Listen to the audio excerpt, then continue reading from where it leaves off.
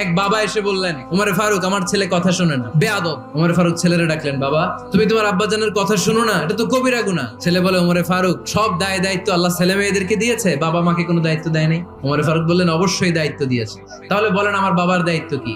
উনি বললেন, প্রাইমারিলি প্রথমত 3 দায়িত্ব। পৃথিবীর প্রতিটি বাবার উচিত ছেলেদের মেয়েদের জন্য ভালো মায়ের ব্যবস্থা করা। 2 নম্বরে সুন্দর তার একটা নাম রেখে দেয়া। 3 নাম্বার তার আল্লাহর কিতাব শিক্ষা দেওয়া। এবার ছেলেকে আমার আব্বা 3টার একটাও করে নাই। এবার ওমরে ফারুক রেগে গেলেন, বাবার কাঁধে ধরলেন। ছেলে বলে, আমিরুল মুমিনিন, আমার মা নর্তকী, আমার মা মাজুসি, আমার মায়ের মধ্যে কোনো আদব কাদব নাই, সুন্দরী দেখে আমার মা রে বাবা বিয়ে করছে, আমার মায়ের কাছ থেকে জীবনে কিছু শিখি নাই। 2 নাম্বার সাম্মানি খানফাসা, আমার বাবা আমার নাম রেখেছে চামচিকা। ওয়ালাম ইউআল্লিমনি হারফাম মিন কিতাবিল্লাহ, আমিরুল মুমিনিন শুধু তাই না, আল্লাহর কোরআনের একটা অক্ষর আমার বাবা কোনোদিন আমারে শিক্ষা দেয় না। ওমর ফারুক রেগে গেলেন, এবার বাপের কান্দে দইরা মারতে শুরু করলেন। তুই ফুলার নামে